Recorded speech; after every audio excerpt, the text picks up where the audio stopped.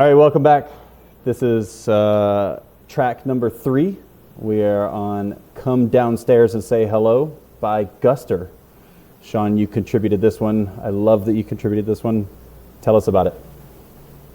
I did. This is another one of the perfect songs in the world. And it's why I placed it in the top 3 and next to the weaker thans. It's probably the number 1 song for me in terms of the pick yourself up and change your life in an introspective way, like not in a burn down the house kind of way, and the look at yourself and be calm, be brave, it'll be okay, turn the page and look forward. I think the moment of, or the line of, I've been half asleep, I'm never doing that again. I feel like I've had that feeling many times in my life. And it's the moment where you decide that it's going to be different, you're going to turn the page.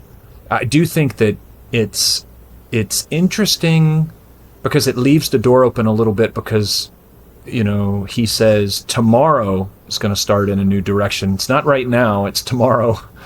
And so some of the commentary from fans are suggesting that it's someone who's struggling to make the change, and it's always tomorrow, and tomorrow never comes, and so you're stuck in the same spot.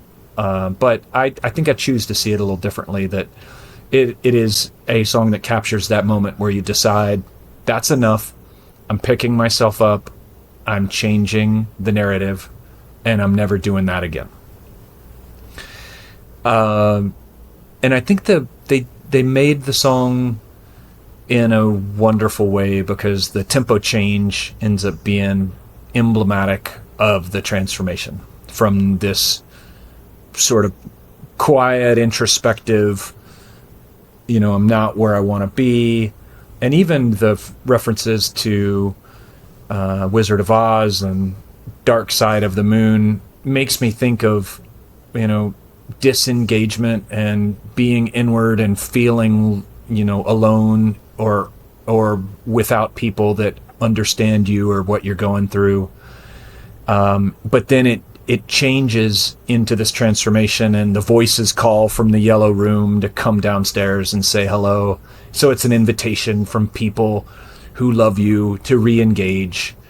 And it just feels like one of these important songs that captures a moment that I assume that everybody feels at some point in their life, and that isolation is devastating. I think when you feel like nobody understands you, or you're stuck in that rut and you can't really break yourself out.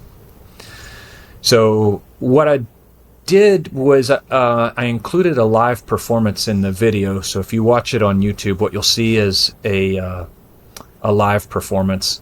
And I like the live performance. It's nice to show the body language between the band members, the looks, the way they're kind of giving each other the eyes of the way they're feeling it.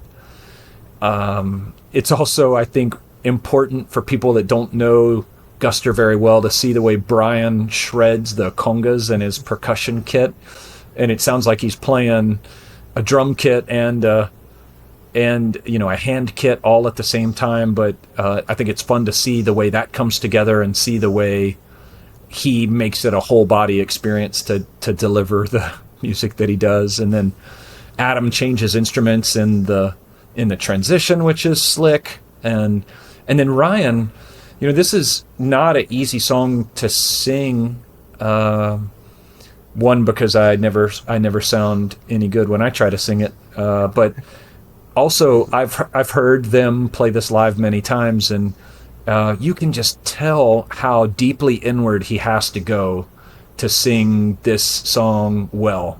And he said before it was his favorite song on the album, and one that was kind of transitional for the band in terms of their songwriting arc of, just writing songs as college age people to getting on to more professional musicians and wanting to leave a legacy of meaningful songs in the world. And Ryan will tell you, or Ryan has said in interviews, that this was one of those pivotal songs. So I wanted to share it here. This is that 31st hour. You are stuck, and it's time to make the change. It's time to pick yourself up. It's time to write a new story. And this is that song for me.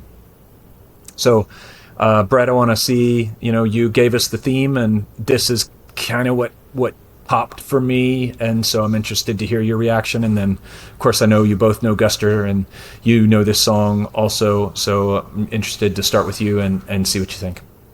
Cool. Well, I love that you're giving it to me right as you're introducing Ryan and his work, because we went to school with Ryan back in high school, and he was in a band called The Silence, which was a really fun, interesting band, and definitely interesting to see him grow as a musician with Guster throughout. So just really, I think it's a well placed song. It's it's fun and interesting. On the whole idea around the 31st hour is that it is tomorrow, and so this song, I think the interpretation that you have, it's a little bit like, okay, it's time to come downstairs and say hello, like arrive. We have arrived now. Now the thing is gonna, like, the dawn is breaking, and we're gonna be doing the thing that we said we were gonna do yesterday. So I think it's an awesome track. I love it. I like that you put the live one in there, because Guster is such a live performing experience. Their music is great. Their studio is awesome, but it is another kind of experience to be present to them. So I like that the world's going to get a view of that. Yeah, I think you hit all the points that I would have hit around the references to Oz, and even MTV, and the whole notion of like coming downstairs and saying hello is a little bit like being called down by a more adult self to reconcile, to show up, to time to sort of do the thing we said we were going to do. So I think it's perfect, and I like that it's back to back with the other perfect song that's on this playlist so far. Grant, what about you? Yeah, I there was a giant, like, clouds opened up sunshine moment when it transitioned from the Weaker Thans to this Guster song in the places that both those bands have in my heart and my music collection. It's fun now that we're able to kind of, like, to me, hold the physical CDs and stuff for these and look at the lyric sheets, especially on this playlist where there was some favorites of classics and things that we have, and then some ones that we didn't know as well, like Angel Snow and other ones that are new to us. You guys hit a lot of the things. What's been funny for me is the lyrical rhythm of a lot of the parts of the song have literally been ringing in my head. Like when I'm struggling to sleep, your brain is spinning. In the last few nights, my brain has been spinning with the lyrics, ironically. I look straight at what's coming ahead, and soon it's going to change in a new direction. Every night as I'm falling asleep, these words repeated in my head. Like, there's that rhythm in there, and it's the ironic part of it. It is in my head. I cannot get it out of my head. Ryan wrote a just earworm of a lyric.